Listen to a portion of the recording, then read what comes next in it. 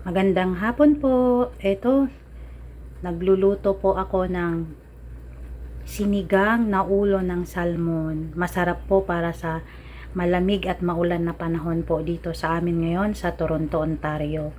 So, after ng duty ko, ito po, dumaan po ako sa Korean store at bumili po ako ng head salmon. So, ito po, mamaya kakain na po tayo. Sa lahat po ng mga nanonood sa aking YouTube channel, salamat po. Ito po si Lenny, isa pong personal support worker dito sa Ontario. Salamat din po sa mga nag-subscribe sa akin at sa mga magsusubscribe pa po. Please subscribe me po, Lenny Dinero Gleo, sa aking channel.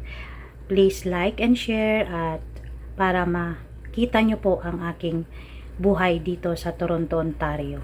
At sa lahat po ng nanonood, salamat po at magandang hapon po sa inyong lahat.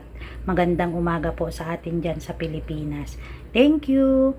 Thank you for watching. Bye-bye. See you on my next video.